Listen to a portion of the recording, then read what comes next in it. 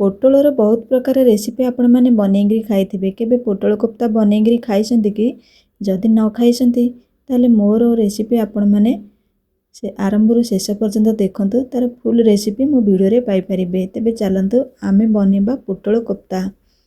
पोटल को आमे ता ऊपर जो अंश अंश का लागे आमे ताको छुरी साहाय्य रे ताको बाहर कर दबा। आ जो पोटलर मंजी को ता मझुरे एमती काटिगिरी ता मंजी गुडा को बाहर कर दबा। आमे स्टफिंग दे के बनेबा ना मंजी गुडा को बाहर कर देले भल लागिबो। जदि कसी कसी मंजी हेतिबो ताले मसला सहित पकेइकरी आपण माने स्टफिंग दे परिबे। जदि हार्ड हार्ड हेतिबो मंजी ताले भल लागिबोनी। सब मंजी गुडा को बाहर कर साइले देखंतु तार भीतरटा पूरा फांका। एपटे मु सोयाबीन को सिझेई दउची। आमे आज सोयाबीन स्टफिंग देइकरी बनेबा। सोयाबीन स्टफिंग दे बने परिबे, पनीर स्टफिंग भी दे परिबे। आ जदि आपण माने सोयाबीन आ पनीर को स्किप करंते ताले आलू स्टफिंग दे के भी बने पारंते। सोयाबीन टा हमर ठंडा हो गलानी ताको आमे गुंड गुंड करतबा। ता सहित मु किछि सिझा आलू रखिछि, सिझा आलू पकोउछि। स्वाद अनुसार मु लूण पकई दउछि, लंका गुंड टिके पकोउछि, हल्दी गुंड आ अल्प किछि पियाज। ए सब को आमे टिके भाजी दबा। सोयाबीन रो जो कंचा बासनाटा जिबार एमती भी स्टफिंग देले भल लागिबो, किंतु ताको टिके भाजी देले तार स्वादटा भल लागिबो। ताको हल्का समय आमे टिके भाजीबा। 3-4 मिनिट भाजी देला परे सोयाबीन रो कंचा बासनाटा पळेबो। एपटे हमर पियाजटा भी नरम हे जिवो। बहुत कम तेल रे ताको आमे भाजीबा। लास्ट रे पकई दउछि मु धनिया पत्र। बाकी तेल देइकरी मु पकई दउछि आलू। एठी आमे गुंड मसला रेडी करिबा। मोर 2 बड़ चम्मच अछि दही। मु सेतरे जीरा गुंड, धनिया गुंड, गरम मसला, लंका गुंड, हल्दी गुंड देई आमे ताको दही सहित मिसेई दबा। एपटे स्टफिंग टा भी हमर ठंडा हे गलानी। पोटल भितरे आमे सब स्टफिंग देई दबा। सोयाबीन तो समस्ते खाइबा को पसंद करंती।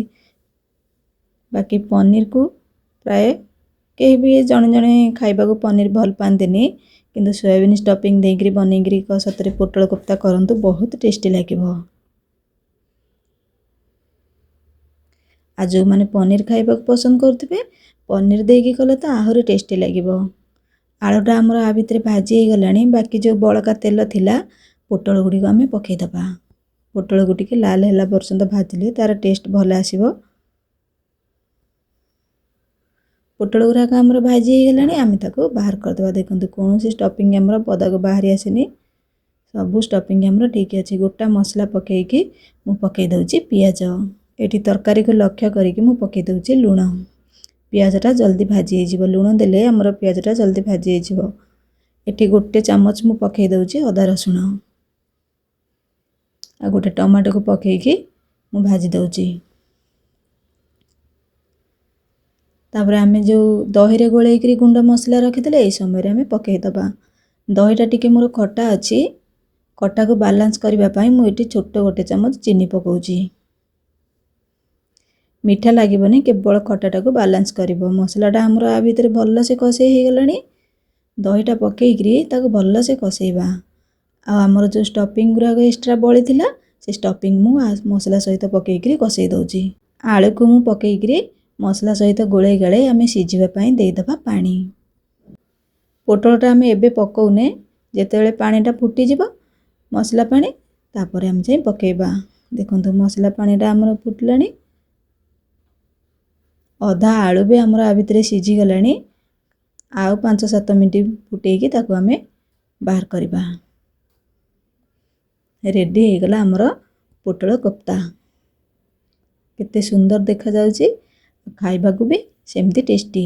आपण माने जदि ट्राई करिना आंती सतरे निहाती तरे ट्राई करंतु बहुत टेस्टी लागिबो। लास्ट रे मु पकई दउची ढेर सारा धनिया पत्र। आजिरा लंच थाली रे हमर भात डालमा सहित पोटल कोफ्तार तरकारी। आजिर वीडियोटी आपण मानक निहाती भल लागिथिबो। भल लागिथिले लाइक करिवे, सांग मानक पाखु शेयर करिवे, नुआ थिले मो चैनल को सब्सक्राइब करिवे। ରହୁଛି। ନମସ୍କାର।